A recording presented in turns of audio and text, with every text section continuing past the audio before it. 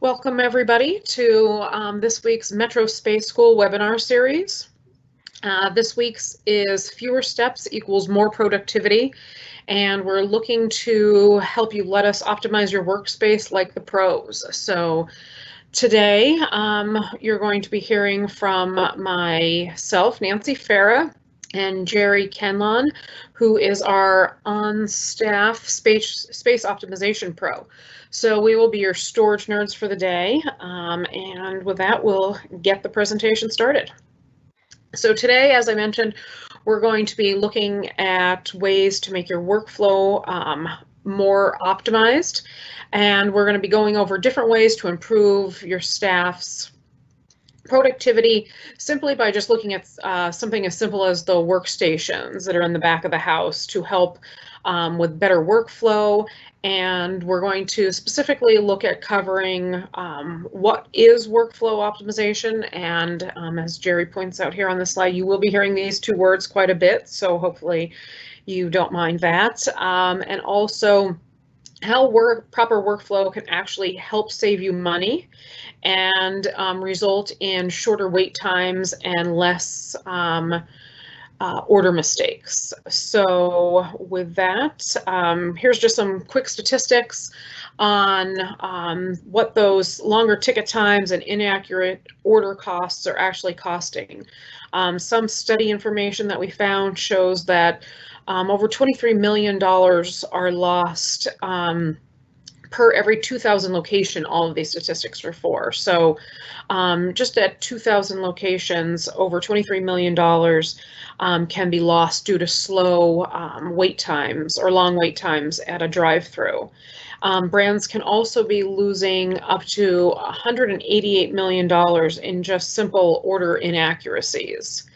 And finally, when you're looking at just total increase in the amount of service time you can gain by having proper efficiencies, you're looking at being able to manage potential loss of $72.8 million by working on those things. So you can see where having that workflow optimized and having all of the right stuff in the right places really helps employees become more efficient and get stuff out the door faster, as well as cut down on errors that, as you can see, are very costly to the concepts themselves. So with that, Jerry's going to take it away with some of the specific products and benefits that Metro products bring to that back of the house workflow. So Jerry, I'll let you take it from here. Thank you, Nancy. So clearly we recognize that efficiencies in quality, accuracy, and speed of service are significantly impacting our industry revenues. And that is no better summed up than the old adage, speed kills, or rather in this case, lack of speed kills. And by that, I mean time is money. Think about it. What is the impact of a wasted second that's compounded repeatedly over and over and over again?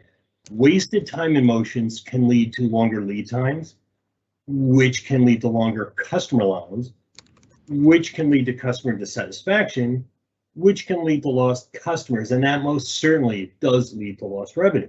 So couple longer wait times with order inaccuracies, well, obviously that can be the formula for a disaster. So we want to look at improving workflow optimization to neutralize these threats, because workflow matters, but don't take our word for it. Let's listen to Marie. What gets me excited is that everything is a proper workflow. So the servers and the banquet servers will come over here, grab a tray in a cart, and load up everything that they need for a banquet or for the restaurant setting. Another thing I like is that everything's where it needs to be for the chefs and the sous chefs. Like I said before, it's a domino effect, and if it starts in the back of the house and goes into the front of the house, everything needs to be right where it needs to be. So even when they are getting banquet materials ready or banquet food, they can go right where they need to go, and it's going to be a positive experience all around for everybody that works here. Thank you, Marie. So another example of the paradigm-changing power of workflow optimization was the JCC of Columbus. This was a textbook example of what is out there every day in the market. A kitchen, originally equipped with just some stainless tables. Well, we took a limited functional space and turned it into a highly efficient work cell. Or as Matan here so perfectly put it, we put what he needs right in your face. So we want to be in your face. That's a good thing, being in your face. So what is workflow optimization? Well, it is a process in theory that we distill down to three primary elements. Number one, it is reduced steps in motion. Number two, it is the maximum use of vertical space, and you're going to hear me drone on about vertical space a lot in this segment. And the third element, which I think is actually the most important one, is products at point of use. So we saw in the slide that Nancy started with that more steps can lead to longer lead times, mistakes, and lost revenue. And I'd like to illustrate this, you got to forgive me for this workflow map. On the left is an optimal process flow, and on the right, not optimal. Well, let's look. So we see that Lauren didn't have enough sauces at the front counter at lunch, so she was trudging back to get them from the storage area, but then realizes she forgot the honey mustard. Jerry says, I'll go get it, and heads back for them. At the same time, Heath runs out of tomatoes making salads. Jerry decides to stop for a smoke. As Heath returns to the prep station, Lauren yells, we're short staffed at the counter, so he heads up there to help. Nancy asks, why is Heath at the counter and not making salads, and heads out to find Jerry, but Lauren realizes she still doesn't have honey mustard. She has to go back to the storage area for more products because they're not available at point of use. That's important. While Nancy escorts Jerry back to the service counter where he belongs, Lauren, on her way to the storage area, stops to ask Lori if she's heard anything about the new season of Ozark, then continues on and finds the honey mustard that was hidden under the waffle mix because the shelves were not properly marked, and brings them to the front counter. A typical example of wasted steps. So how do we mitigate wasted steps? We do that through the design of work cells. So when we design a work cell, number one, walls are not required. Those of you out there with walls, congratulations. You don't need them necessarily. We can design work cell islands. When we design a work cell, the primary goal is to make sure we design everything needed for a task being within arm's reach. When we achieve that, we are enabled to then have a smaller working footprint. In order to achieve a smaller working footprint, we deploy the use of grids because they give us the flexible use of airspace. And when you have that, and this is the big one, you go vertical. We want you to go vertical. That's the word of the day here. When you go vertical, you gain capacity in the most underutilized airspace in a physical plant. So to achieve workflow optimization, we design cells to have everything in direct reach. And the things that you reach for the most frequently touched items, the condiments or the things needed for a specific food product you're putting together, those you want to have in the closest, shortest reach. But we want to also design to have bulk backup below the work surface. By doing that, you're enabling the crew member to stay at that work cell, no wasted steps, no wasted motion, true optimization. So here are some examples of vertical airspace utilization. You'll notice that by getting all the accessories and process associated materials off the work surface, you dramatically increase the available working footprint. We've all seen workstations that, they might be 48 or 60 inches long, but they're covered with all the stuff needed for the process, resulting in really maybe a 24 or 30 inch working area to do a process. By getting stuff off the work surface, up above into the vertical air cavity, you're able to maximize the available working surface. There's another example of leveraging addressable airspace. And the one thing that I have to be honest, I always preach to any chain partner or any restaurant operator, the fact of the matter is this: you are all paying rent on that air. Whether you think it or not, you're paying rent on that airspace. So get something for it, get a return on your investment, use the vertical airspace. So in addition to leveraging vertical airspace, another very effective way of realizing workflow optimization is by using some very inexpensive but highly effective accessories. In this example, we're using rods and tags. We were able to section off some linear storage to fit specific products needed for a specific process. Some additional accessories that drive workflow optimization are dividers, totes, bins, and honestly, one of the most impactful accessories that we have in the catalog is literally the least expensive one, and that is a label holder. These simple accessories truly drive operational efficiencies as they create dedicated space for dedicated products. They eliminate the hunt. We all know what the hunt is. The hunt is you're late, you can't find your car keys, you're checking the couch cushions, you're looking at the counters in the kitchen, you're going through your pockets in your closet. You pray to God, if you help me find my keys, I will never do anything bad again. That's the hunt. It eliminates the hunt because everything is in its place and there are no wasted movements. So, to summarize, the benefits of designing for workflow optimization are not only improved output and speed of service, and frankly, keeping customers, but there are human factors as well that are impacted. You turn on the news today, the single biggest issue facing the country right now is hiring and keeping a labor force. Having an effective workflow will help with employee retention as it does create a better working environment. So we've shown some examples of what we think optimal workstation design criteria is.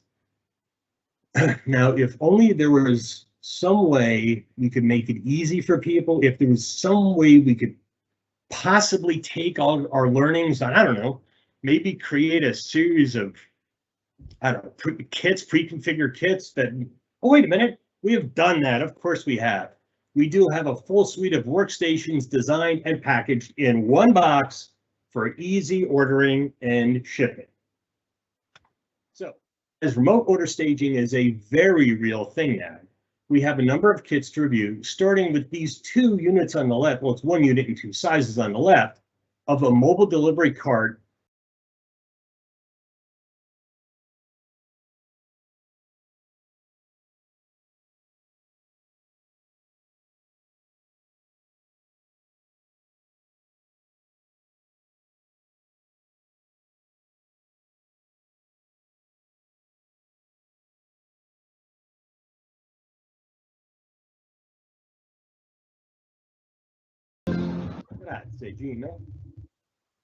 So we also have a tabletop condiment tower and low-profile staging cart available, as well as two stationary units.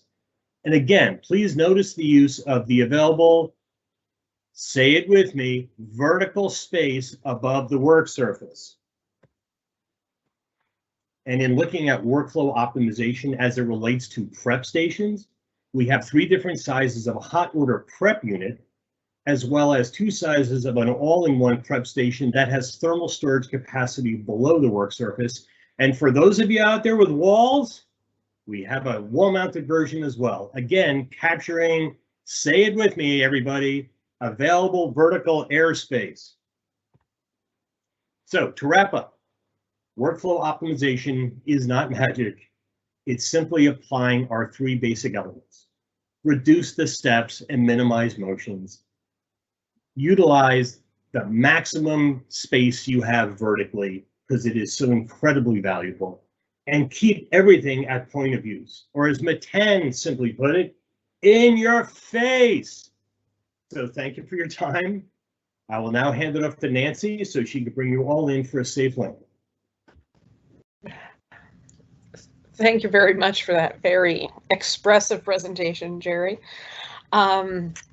So I think Jerry covered all of the workflow optimization areas that we wanted to touch on. I just wanted to give you a couple quick reminders about some general information on Metro.